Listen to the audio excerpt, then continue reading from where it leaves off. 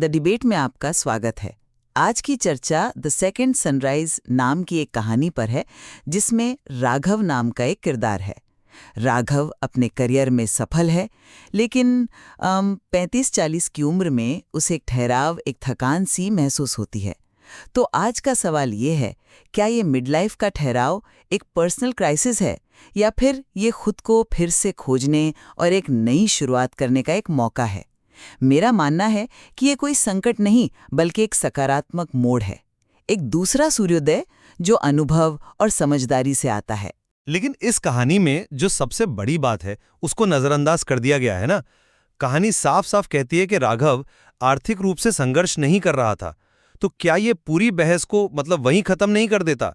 ये नजरिया उन प्रैक्टिकल प्रॉब्लम्स को अनदेखा करता है जिनकी वजह से ऐसी नई शुरुआत करना ज्यादातर लोगों के लिए मुमकिन ही नहीं है।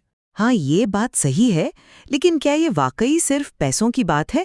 देखिए, कहानी का जो हिस्सा मुझे सबसे दिलचस्प लगा वो ये था कि राघव ने कोई बहुत बड़ा नाटकीय कदम नहीं उठाया, नौकरी नहीं छोड़ी, कोई बड़ा रिस्क नहीं लिया। उसने छोटे छोटे लगातार कदम उठाए। हर 6 महीने में एक नई स्किल सीखना, रोज 30 मिनट एक्सरसाइज करना, अपने पैशन प्रोजेक्ट पर रोज 1 घंटा काम करना। इन चीजों के लिए पैसा नहीं, अनुशासन चाहिए। ठीक है, अनुशासन जरूरी है, पर कहानी ये बताती है कि ये मानसिकता कहाँ से आई। क्या उसकी फाइनेंशियल सिक्योरिटी ने ही उसे वो मेंटल स्पेस, वो आज़ादी नहीं दी कि वो इन सब चीज़ों के बारे में सोच सके? कोई इंसान जो 2 नौकरियां कर रहा है या अपने बच्चों के भविष्य के लिए परेशान है, उसके पास इस तरह के सवाल पूछने की लग्जरी कहाँ होती है? और हमें ये भी मानना होगा कि थका हुआ महसूस करना सिर्फ बोर्डम नहीं है, ये अक्सर बर्नआउट या डिप्रेशन का लक्षण होता है, जिसे कोई नया शौक पूरा नहीं कर सकता। कहानी इस मेंटल हेल्थ की जटिलता को बहुत ही सतही तौर पर देखती है। ये एक जरूरी मुद्दा है, लेकिन कहानी का सार बाहरी परिस्थितियों को बदलने का इंतजार करने के बजाय अपने अंदर बदलाव लाने पर है। तो क्या आपका मानना है कि बिना फाइनेंशियल सिक्योरिटी के किसी भी तरह का सेल्फ इम्प्रूवमेंट नामुमकिन है? क्या कम रिसोर्सेज वाला व्यक्ति अपनी मानसिकता पर काम करके अपनी लाइफ में कोई पॉजिटिव बदलाव नहीं ला सकता? राघव का अनुभव और परिपक्वता ही उसे ये समझने में मदद करते हैं कि सफलता अब रफ्तार में नहीं, बल्कि सही दिशा में है। ये एक ऐसी समझ है जो शायद एक युवा व्यक्ति के पास ना हो। नहीं, मैं ये नहीं कह रहा कि ये नामुमकिन है, लेकिन राघव की कहानी को एक यूनिवर्सल ब्लूप्रिंट की तरह पेश करना गलत है।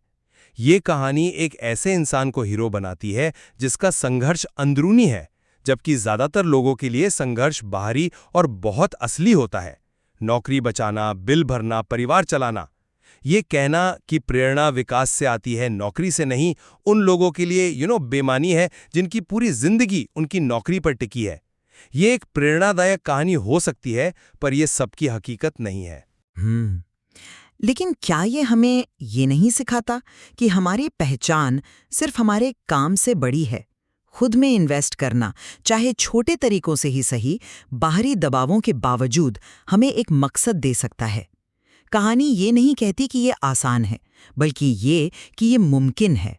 मुमकिन शायद हो, पर जिस आसानी से कहानी से दिखाती है वो असलियत से बहुत दूर है। ये एक खतरनाक रूप से सरल समाधान पेश करती है जो लोगों को ये महसूस करा सकता है कि अगर वो ऐसा नहीं कर पा रहे हैं तो कमी उन्हीं में है, उनके हालात में नहीं। इस चर्चा के बाद भी मेरा मानना है कि राघव की कहानी हमें दिखाती है कि 40 की उम्र का ठहराव असल में एक मौका है कि हम अपने अनुभव का इस्तेमाल करके एक ज्यादा स्पष्ट और पर्पसफुल दिशा चुनें। ये गति कम करके सही रास्ते पर आने का समय है। और मैं अब भी यही कहूंगा कि ये कहानी मिड लाइफ की चुनौतियों को जरूरत से ज्यादा सरल बनाती है। व्यक्तिगत विकास का विचार बहुत अच्छा है, लेकिन हमें ये मानना होगा कि राघव का रास्ता हर किसी के लिए ना तो प्रैक्टिकल है और ना ही एक्सेसिबल। तो ये साफ है कि मिड लाइफ में आत्मविश्लेषण जरूरी है, पर इस प्रक्रिया की व्यावहारिकता और भावनात्मक बोझ पर हमारे विचार अलग हैं।